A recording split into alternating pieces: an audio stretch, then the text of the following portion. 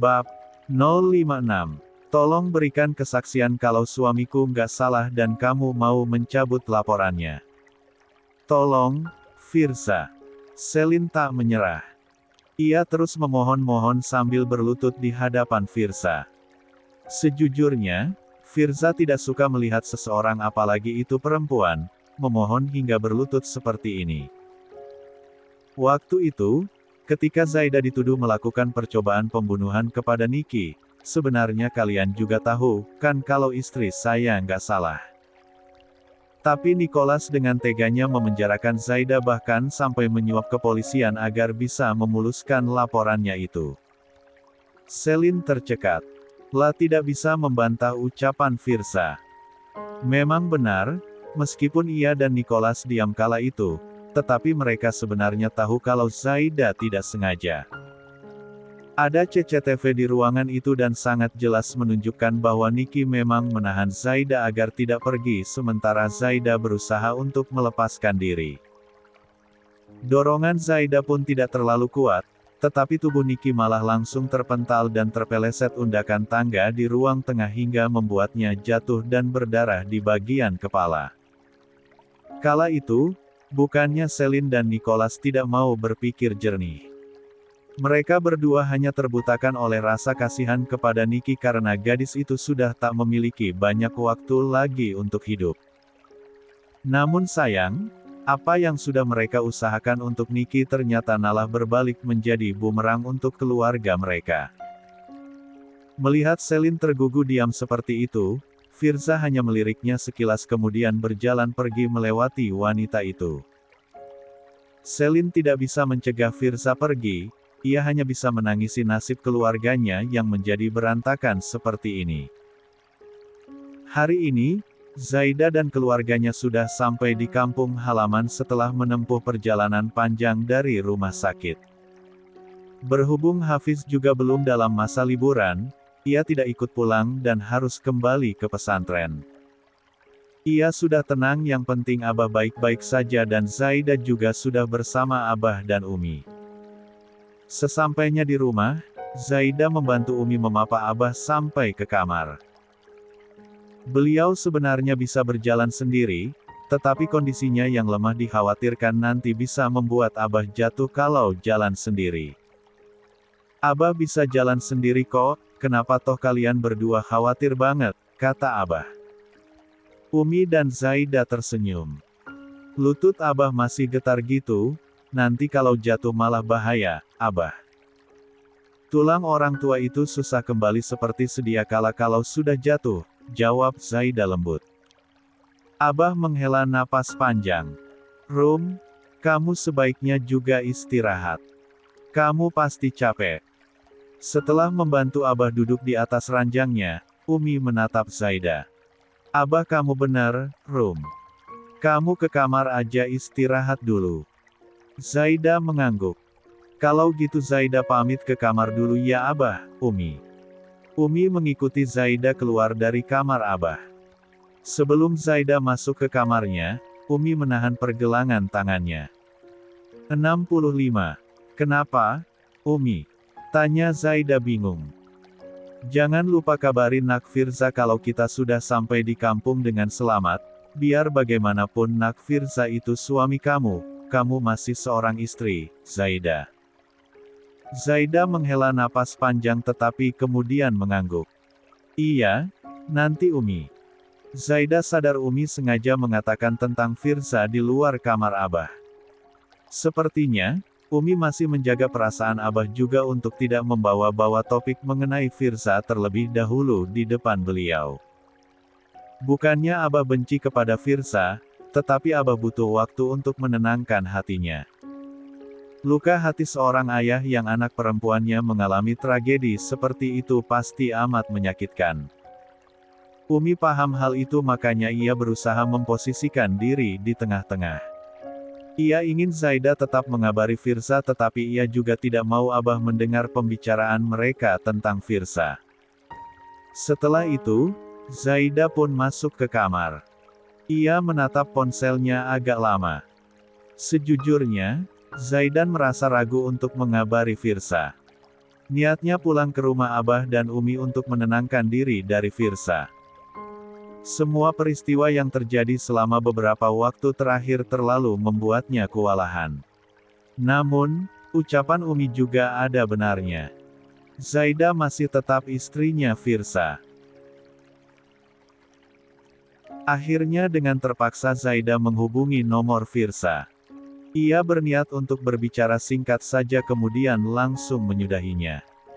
Ternyata, hanya beberapa detik setelah bunyi nada sambung terdengar, Firza langsung mengangkat panggilannya. Halo Zaida, Assalamualaikum. Waalaikumsalam. Kamu sudah sampai di rumah Abah dan Umi? Tanya Firza. Iya, udah, jawab Zaida cuek. Lalu, udah ya? Aku cuma mau kasih kabar itu aja, potong Zaida cepat. Firza di seberang panggilan panik karena Zaida hendak menutup panggilan mereka.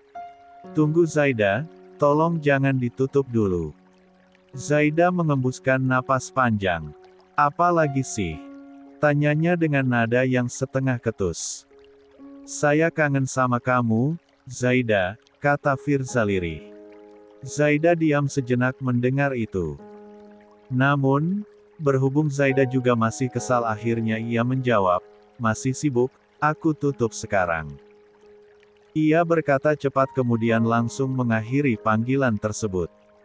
Di seberang panggilan sana, Firza menghela napas berat ketika panggilan itu diakhiri secara sepihak oleh Zaida. Ia masih merindukan Zaida. Ia masih ingin mendengar suara Zaida meskipun hanya melalui telepon seperti itu. Ucapan kangennya itu bukan sekadar gombal atau godaan, ia benar-benar lesu karena tidak bisa bersama dengan Zaida. Namun, Firza juga sadar dengan kesalahannya jadi ia ingin menghormati pilihan Zaida yang butuh waktu untuk menenangkan diri. Firza harus bersabar demi Zaida. Sementara itu, Zaida sendiri melamun setelah mendengarkan suara Firza. Ia memandangi langit-langit kamarnya sembari berbaring dalam diam. Hatinya terasa tidak tenang dan ia bingung bagaimana untuk 66. Memperbaiki suasana hatinya yang buruk ini. Zaidan juga tidak mau terus-terusan merasa gelisah. Ketika sedang melamun itu, tiba-tiba ada seseorang yang mengetuk pintu depan. Zaida langsung bangkit dan turun dari kasurnya untuk memasang kembali cadarnya. Ia keluar kamar tetapi Umi ternyata masih di kamar mandi sementara Abah sedang istirahat di kamar, tidak mungkin juga mau turun untuk membukakan pintu dengan kondisi lututnya yang masih lemah. Akhirnya, Zaida pun ke depan sendiri untuk membukakan pintu. Iya, tunggu sebentar Zaida membuka pintunya, dan ternyata yang datang itu adalah 67. Assalamualaikum. Zaida kaget. Rupanya yang datang adalah orang tuanya Dirga. Waalaikumsalam. Sejujurnya, Zaida tidak berekspektasi kalau mereka berdua akan datang ke rumah. Zaida tidak ada masalah apa-apa, sebenarnya. Yang menjadi kebingungan Zaida karena hubungan keluarga Dirga dengan keluarga Zaida memang cukup merenggang karena masalah gagalnya perjodohan mereka. Memang, namanya jodoh sudah diatur oleh Tuhan. Ketika manusia berusaha keras sekalipun, jika Tuhan tidak berkehendak ya ada saja caranya untuk gagal. Hanya mungkin, kegagalan perjodohan Zaida dan Dirga caranya kurang baik dan itu yang membuat hubungan keluarga Zaida dengan keluarga Dirga menjadi renggang. Zaida. Panggil Bu Hasna. Zaida mengerjap. Ia baru tersadar dari lamunannya. Gara-gara terlalu kaget dengan kedatangan mereka, Zaida sampai membeku sejenak. Oh, mohon maaf mari silakan masuk. Zaida segera mundur dan mempersilakan pasangan tersebut masuk ke ruang tamu. Setelah kedua orang tua Dirga duduk, Zaida berniat untuk memanggil Umi sekalian ke dapur untuk membuatkan minum. Kalau begitu, Zaida panggil Umi sebentar ya Bu, Pak. Zaida berdiri. Namun, langkah Zaida tiba-tiba dihentikan oleh pertanyaan Bu Hasna. Zaida, kamu nggak apa-apa, kan? Tanya Bu Hasna. Saya. Bu Hasna mengangguk. Ibu sama bapak khawatir sama kamu, Rum. Saya baik-baik saja, Bu Hasna. Sejujurnya, Zaida heran mengapa mereka berdua bertanya seperti itu. Melihat tatapan mata Zaida yang tampak bingung dengan pertanyaan tersebut, Bu Hasna peka dan segera menjelaskan. Kami sudah dengar apa yang terjadi sama kamu, Nak. Kami kaget banget pas tahu katanya kamu dituduh melakukan kejahatan bahkan sampai sempat dipenjara. Zaida yang tadinya berdiri hendak ke dapur akhirnya duduk lagi. Oh itu, alhamdulillah semua masalahnya sudah selesai, Bu. Kamu kuat banget, Zaida. Normalnya, orang biasa pasti masih stres dan syok berat setelah mengalami kejadian seperti itu.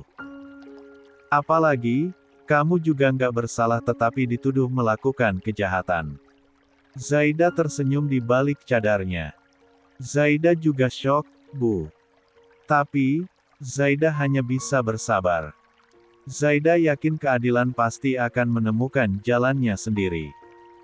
68. Bu Hasna menghela napas panjang.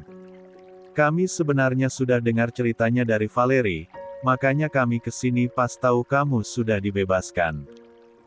Terus juga kabarnya abah kamu kambuh penyakitnya. Kami sekalian mau menjenguk.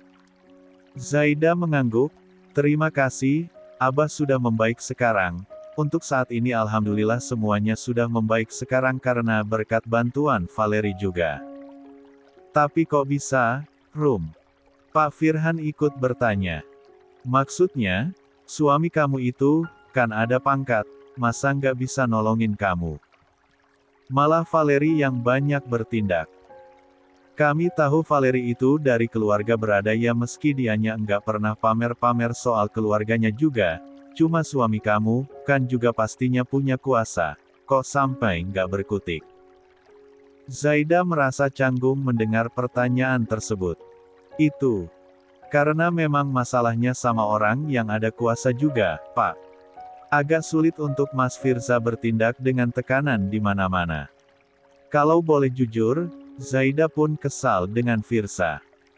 Hingga detik ini, ia masih butuh waktu untuk bisa bersama Firza lagi setelah semua yang terjadi. Zaida ingin menenangkan diri dulu. Ia juga ingin Firza merenungi kesalahannya juga, terutama karena Firza Nidirga menikahi Niki dan mengingkari janji yang sudah pria itu ucapkan sendiri. Namun, tentu saja Zaida tidak mungkin mengatakan keresahannya kepada orang luar. Bagaimanapun, status Zaida adalah istrinya Firza. Ia tetap harus menjaga marwah suaminya di hadapan orang lain.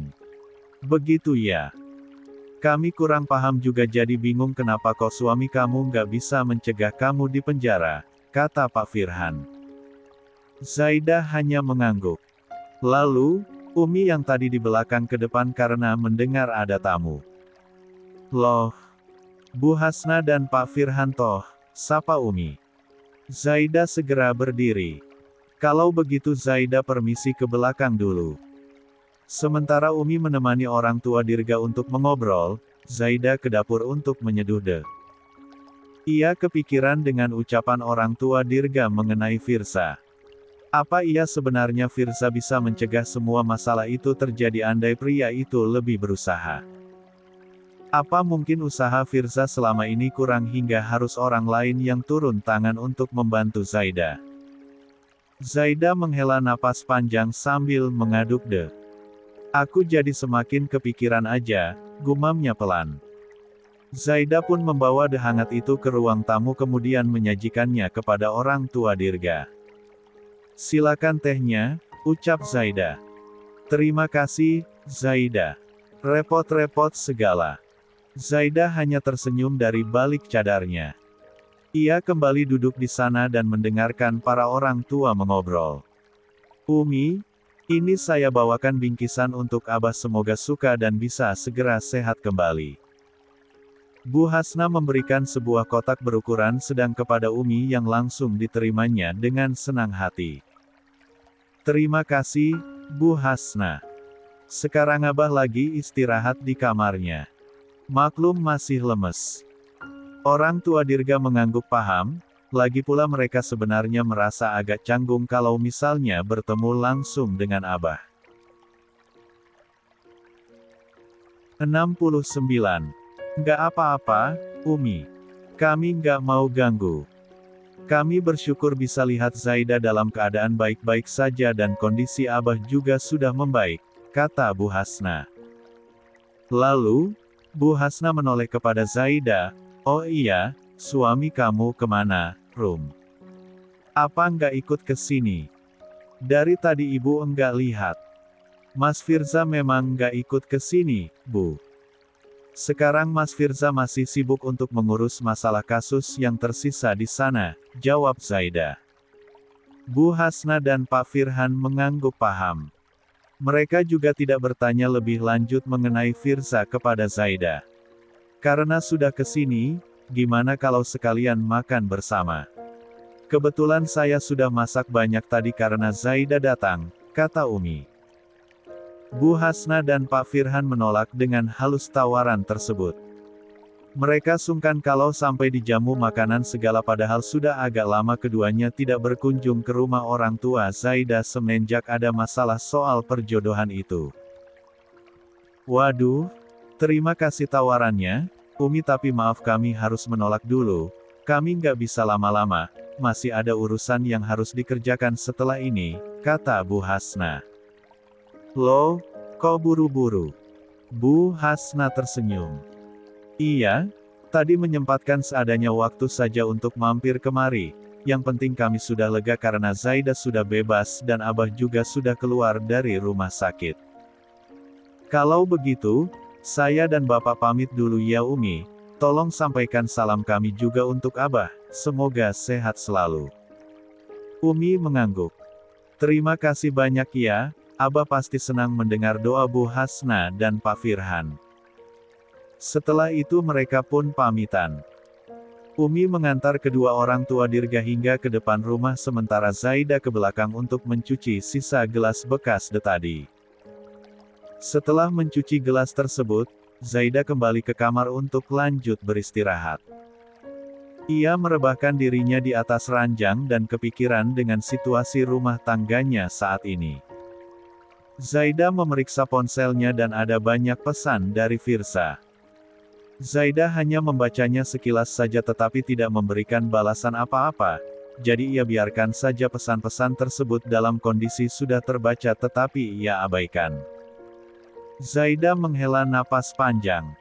Ia mematikan ponselnya kemudian memilih untuk mengistirahatkan jiwa dan fisiknya dengan tertidur lelap. Setelah ditinggal Zaida untuk pulang ke rumah Abah dan Umi, Firza benar-benar merasa gelisah. Ia merasa tidak nyaman melakukan apapun. Ia kesepian. Malam ini, Firza hanya makan mie instan sendirian di ruang makan.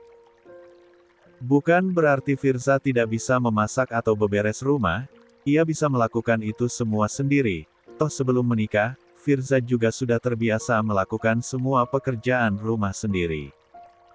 Hanya saja, Firza merasa kosong. Rumah dinas yang ia tempati entah mengapa terasa lebih lengang, padahal ia hanya kehilangan satu orang saja. Firza makan mie instannya cukup lama, sebab ia sendiri merasa tidak nafsu makan.